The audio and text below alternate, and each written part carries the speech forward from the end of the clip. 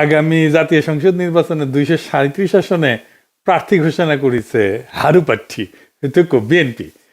হারার আগে হারু প্রার্থী বলা ঠিক না, কিন্তু ওরা পণ করেছে হারিবেই। আমার মাঝে মাঝে অবাক লাগে, বিএনপির কি বুদ্ধি যুদ্ধি আছে এমন লোক নাই? এখন অনেকে কইতে পারেন সব বুদ্ধি গেলে আপনারই আছে আর সবাই তেজপাতা। তাহলে আসেন আমরা অঙ্ক কইসা বুঝে দেখি, কেন বিএনপি যা সিট পাইতো তার চেয়ে কম সিট পাইবে এমনি নমিনেশন ঘোষণা করায়। দুনিয়াতে যা রীতি বলে জানি তা অনেক ট্রায়াল আর এররের পরে স্ট্যাবলিশড হয়, প্রতিষ্ঠিত হয়, তারপরে সবাই মেনে চলে। যেমন ধরেন পরীক্ষার আগে গোল জিনিস খাওয়া যায় না, তাই না? আলু রসগোল্লা চমচম করলে খাওয়া যায়, চমচম খাবার পারেন, লম্বা আছে, আলু খেলে পরীক্ষার গোল্লা পাবেন। সেই রকম জাতীয় সংসদ নির্বাচনে কখন প্রার্থী ঘোষণা করা হয় তার কিন্তু একটা রীতি আছে। সেই রীতি কি এবং কেন সেই সময়ে প্রার্থী ঘোষণা করা হয়, আসেন সেটা এটা বুঝে দেখি। আমি বাংলাদেশের 4টা সাম্প্রতিক জাতীয় সংসদ নির্বাচনের প্রার্থী ঘোষণার সময়কাল ধারাবাহিকভাবে বর্ণনা করতেছি, যাতে আপনারা পুরা প্রক্রিয়াটা সময়ের ক্রম অনুসারে পরিষ্কারভাবে বুঝতে পারেন। 2008 সালের নির্বাচন, ভোটের তারিখ ছিল 29শে ডিসেম্বর 2008 সাল। তফসিল ঘোষণা হয়েছিল 24শে নভেম্বর 2008। প্রধান দলগুলা প্রার্থী ঘোষণা করছিল কখন? আওয়ামী লীগ, বিএনপি এবং মহাজোট, মানে 4 দলীয় জোট উভয়, ডিসেম্বরের 10 থেকে 15 তারিখের মধ্যে। তার মানে ভোটের 15 থেকে 20 দিন আগে চূড়ান্ত প্রার্থী ঘোষণা করছিল। 2014 সালে যদি সেইখানে বিরোধী দল সবাই নির্বাচন বয়কট করছিল, তো ভোটের তারিখ ছিল 5 জানুয়ারি 2014। তফসিল ঘোষণা হয়েছিল 25শে নভেম্বর 2013।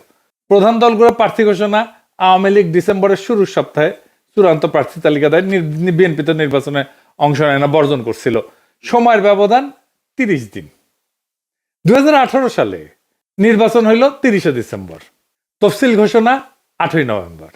প্রধান দলগুলার প্রার্থী ঘোষণা, আওয়ামী লীগ 25শে নভেম্বরের মধ্যে অধিকাংশ প্রার্থী চূড়ান্ত করে। জাতীয় ঐক্যফ্রন্ট, যেটার মধ্যে বিএনপি টিএনপি সবাই ছিল, 26 থেকে 28শে নভেম্বরের মধ্যে প্রার্থী তালিকা প্রকাশ করে। বাংলাদেশের রাজনৈতিক দলগুলো সাধারণত ভোটের 30 থেকে 35 দিন আগে আনুষ্ঠানিকভাবে প্রার্থী ঘোষণা করে এবং তফসিল ঘোষণার 7 থেকে 15 দিনের মধ্যে চূড়ান্ত তালিকা দেয়। তার মানে তফসিল ঘোষণার পরে প্রার্থী তালিকা দেয়। কারা দেয়? বড় দলগুলো দেয়। কেন দেয় আসেন সেটা বুঝে দেখি। এই জায়গায় আছে রাজনৈতিক কৌশলের প্রশ্ন। বড় দলগুলা প্রার্থী তালিকা যত দেরিতে প্রকাশ করে তত বেশি সময় তারা স্থানীয় জোট, আপোষ, নেগোসিয়েশন, সম্ভাব্য বিদ্রোহী প্রার্থীদের সামলানোর সুযোগ পায়। ছোট দল বা জোটের ক্ষেত্রে প্রার্থী ঘোষণা আগে ভাগে করা হয়। আমরা এটা হিসাব কষে দেখাই দেব, যেন বেশি সময় ধরে প্রচারণা চালাইতে পারে। এবার আমরা একটু দেখি যে ছোট দল আসলেই কি আগে প্রার্থী ঘোষণা করে। 2008 সালে আমরা তো দেখছি তফসিল ঘোষণা 24শে নভেম্বর 2008, ভোটের তারিখ 29শে ডিসেম্বর 2008। ছোট দলগুলা মানে জাতীয় পার্টি এরশাদ 28শে নভেম্বরের মধ্যে অধিকাংশ প্রার্থী ঘোষণা করে। ইসলামী দল এবং বামপন্থী জোট, যেটা জাতীয় সমাজতান্ত্রিক দল, ওয়ার্কার্স পার্টি ইত্যাদি, নভেম্বরের শেষ সপ্তাহে প্রার্থী প্রকাশ করে, অর্থাৎ ভোটের 30 দিন আগে থেকে প্রচারণা শুরু করে। 2014 সালের নির্বাচনে তফসিল ঘোষণা করে 25শে নভেম্বর, ভোটের তারিখ 5 জানুয়ারি। বিএনপি ছিল না, ডিসেম্বরের শুরু থেকে 1 থেকে 5 ডিসেম্বরের মধ্যে ছোট দলগুলো প্রার্থী ঘোষণা করে 30 থেকে 35 দিন সময় আগে। 2018 সালের নির্বাচনে তফসিল ঘোষণা 8ই নভেম্বর 2018, ভোটের তারিখ 30শে ডিসেম্বর 2018। ছোট দলগুলা যেমন ইসলামী আন্দোলন, বাংলাদেশ জেএসডি, বিকল্প ধারা, গণফোরাম, ঐক্যফ্রন্ট, এগুলো নভেম্বরের 10 থেকে 20 তারিখের মধ্যে প্রার্থী তালিকা ঘোষণা করে। এরশাদ 20 নভেম্বরের মধ্যে অধিকাংশ আসনে প্রার্থী চূড়ান্ত করে। তারা ভোটের প্রায় 40 থেকে 45 দিন আগে প্রচারণা শুরু করে প্রার্থী সিলেকশন কমপ্লিট করে।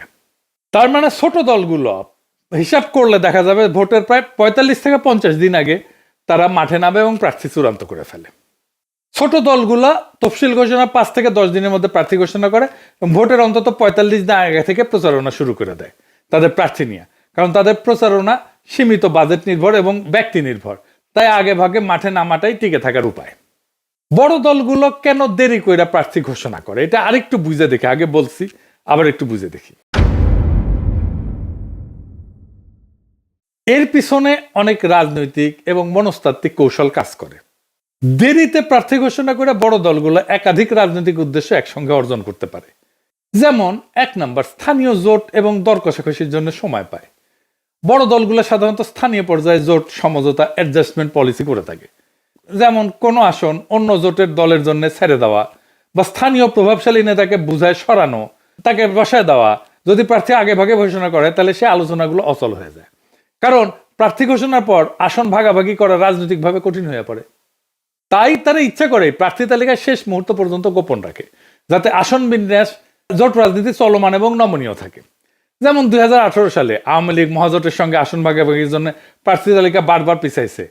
বলা হয়েছিল এটা একটা সিট অ্যাডজাস্টমেন্ট উইন্ডো। 2 নম্বর, সম্ভাব্য বিদ্রোহী প্রার্থীদের নিয়ন্ত্রণ। প্রত্যেকটা বড় দলের মধ্যে একাধিক মনোনয়ন প্রত্যাশী থাকে। যারা মনোনয়ন পায় না তারা বিদ্রোহী প্রার্থী বা স্বতন্ত্র প্রার্থী হিসেবে দাঁড়ায় যায়।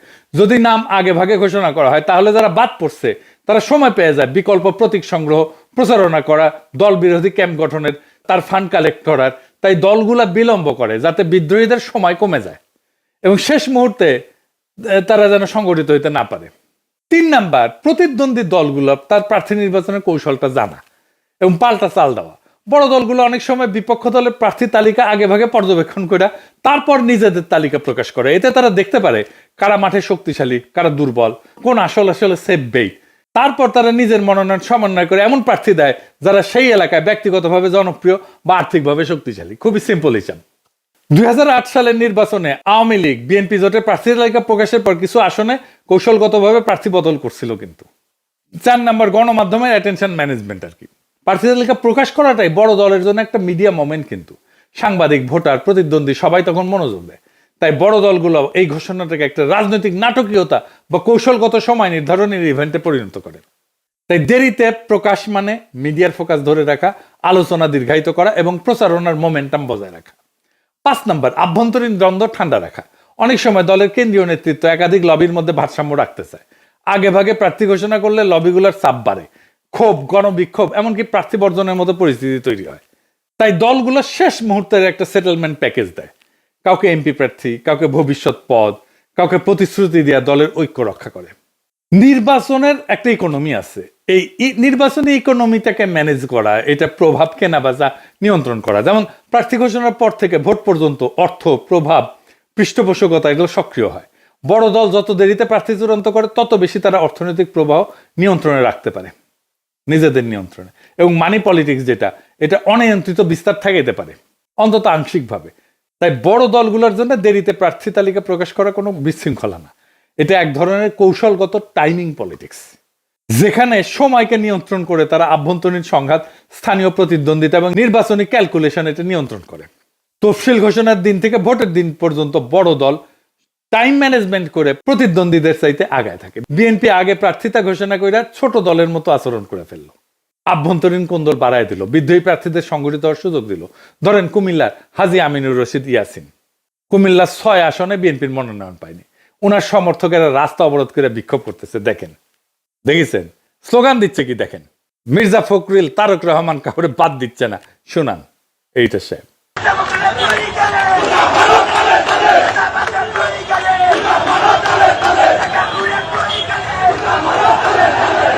উনি কিন্তু ভালো মানুষ, ইয়াসিন সাহেব ধান্দা করার জন্য রাজনীতিতে আসেন না। আমি শিওর উনারে বিএনপির বিরোধীরা মনোনয়ন দিলে বিএনপির প্রার্থী হাইরা যাবে।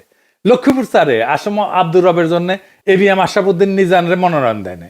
ওই সিটে আসম আব্দুর রব গোহারা হারবে যদি নিজান সাহেব অন্য মার্কা নিয়ে দাঁড়ায়। আমার হিসাবে বিএনপি 40 থেকে 50টা সিট হারাবে। এইভাবে বিদ্রোহী প্রার্থী অন্য দলে ভিড়ে যাবে।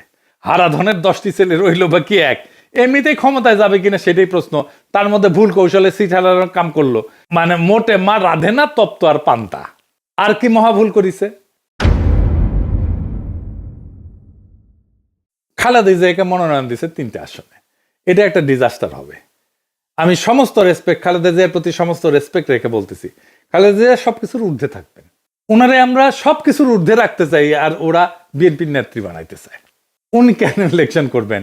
উনি প্রেসিডেন্ট হবেন বাংলাদেশে। বিএনপি বাদেও যে কোনো দল ক্ষমতা আসলে খালেদা জিয়া প্রেসিডেন্ট হিসেবে প্রথম পছন্দ থাকতেন। উনাকে উনার শরীরের এই অবস্থায় ইলেকশনে নামাইয়া তো বিএনপি তার দুর্বলতা প্রকাশ করলো।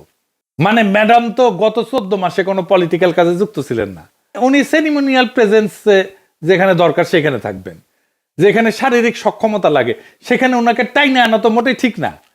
উনি কি সংসদের মিটিং এ থাকতে পারবেন? পারবেন না। উনি কি এলাকায় যাইতে পারবেন? পারবেন না। এমনকি উনি কি 3টা এলাকায় গিয়ে একটা করে নির্বাচনী সভা করতে পারবেন? পারবেন না। এমপি হওয়ার কাজ তো সিরিয়াস ফিজিক্যাল স্ট্যামিনার কাজ। তাহলে বিএনপি কেন ওনারে ভোটে দাঁড় করাইলো? করুণা বা সিম্প্যাথি ভোট পাওয়ার জন্য। করুণা পাবে কিন্তু ভোট পাবে না। করুণা দিয়ে ভোট পাওয়া যায় না। এটা একটা ব্লান্ডার। খালেদা জিয়ার প্রতি সম্মান, ভালোবাসা, শ্রদ্ধা থাকলেও মানুষ ভোট দিবে না। সে একজন কর্মক্ষম নেতা চায়। সে এমন নেতা চায় না যে শারীরিকভাবে দুর্বল। খালেদা জিয়া কখনো হারেন নাই। বিএনপি উনারে হারিয়ে যাওয়ার ব্যবস্থা করছে। আমি আজ কইয়া গেলাম, মিলাই নিয়েন। উনি যতগুলো সিটে আগে দাঁড়াইতেন সবগুলোতে জিততেন। উনি এইবার 3টা সিটেই জিতে আসতে পারবেন না। আমার কথাটা মিথ্যা হইলে আমি সবচেয়ে খুশি হইতাম, কিন্তু তা হইবে না। এই বুদ্ধি কার মাথা থেকে আসছে কে জানে। ও যার মাথা থেকে আসছে ওরা খুঁজে বের করা দরকার। ওরা ইলন মাস্ক কেন টোকায় না? ওর টোকায় নিয়ে যাওয়া দরকার। ওর তো বাংলাদেশ ওর জায়গা না। আর কি ভুল করিছে? ফজা পাগলারে নমিনেশন দিছে। ফজা পাগলার মতো যত পাগলামো, মুজিব বন্দনা, আওয়ামী রাজনীতি সবকিছু ওন করিছে। আর এক মুজিব সানা হাবিবুর রহমান, হাবিবুরও নমিনেশন দিছে। মানে মুজিব সানাদের পুনর্বাসন করেছে শক্তভাবে, যেন আওয়ামী ন্যারেটিভ চালাইতে পারে। মাদারীপুর একে একটা কাঁচা গুড়ে নমিনেশন দিচ্ছে। দেখেন ছবি, দেখান এডিটর সাহেব, দেখেছেন। এবার ভিডিও দেখেন। ধন্যবাদ জানাচ্ছি, আমাদের সকলকে ধন্যবাদ জানাচ্ছি। সবাই ভালো থাকবেন। তারেক রহমান জিন্দাবাদ, ম্যাডাম খালেদা জিয়া জিন্দাবাদ, জিয়া রহমান শহীদ হোক, জয় বাংলা। দেখেছেন কাক নমিনেশন দিছে, ক্যাঙ্কা নমিনেশন দিছে। এই নমিনেশনে বিএনপির হারা আরো কাশা আসছে। এইটা সাহেব এটা চাকভুম গানবি। না হাঙ্কারে না দুঃখ পাওয়া উচিত। দুঃখ আপনারাও দুঃখ ভাব করেন। এইটা সাহেব সানাই বাঁচবি, দুঃখের সুর। আর হ্যাঁ, শেখ রুমিনুর রহমান নমিনেশন পায় নাই, এজন্য খুশি হয়েন না। ওই উচ্চ কক্ষে যাবি, সাথে জামাই কোটার বুদ্ধিজীবীও যাবি, ডাক্তার জাহিদ যাবি, তাসনিম খলিল যাবি, লিগে রেখেন। আজকে কয়ে দিলাম, বিএনপি সরকার গঠন করুক বা না করুক, কিছু সিট তো পাবে উচ্চ কক্ষে। সেই উচ্চ সিটগুলা এদের বসাবে। তো শেষে একটা কথাই বলা যায়, বিএনপি এখন এমন এক বরের মতো যে বিয়ের তারিখ ঠিক করার আগেই দাওয়াতনামা বিলাইছে, কিন্তু কন্যা পালা গেছে তা খেয়াল করে নাই। প্রার্থী ঘোষণা করতে গিয়ে আরে এমন তাড়াহুড়া করলো যেন মাঘের শীতে গরম জিলাপি খাওয়ার লাইন ধরিছে, কিন্তু দোকান এখনো খোলেইনি। আর খালেদা জিয়াকে 3টে আসনে মনোনয়ন দেওয়া মানে দৌড় প্রতিযোগিতায় নিজের দাদিকে নামানো। এই আশায় যে সবাই সম্মান করে জিতাই দিবে। সম্মান দিবে ঠিকই, কিন্তু জেতাবে না। ভোট তো দৌড়ের মতো, যে আগে পৌঁছায় সেই জেতে। ফজা পাগলার মুজিব সানাদের নমিনেশন দেখে মনে লাগতেছে যে বিএনপি এখন রাজনীতি না, রিহ্যাবিলিটেশন সেন্টার হইতেছে। তাই বলি, বিএনপি এবারের নির্বাচনী কৌশল একটাই, আগে হারবে পরে ভাববে। দলের নামও বদলায় দেওয়া দরকার, হারু পার্টি লিমিটেড। এই যে সাহেব এখন সানাই না একটা বাঁশির সুরে শেষ করেন। হ্যাঁ, আর একটা গান গাই আমি। ওই যে আরো দিন তো গেল, সন্ধ্যা হলো, পার করে কে তোরে। হারু দিন তো গেল, সন্ধ্যা হলো, পার করে কে তোরে।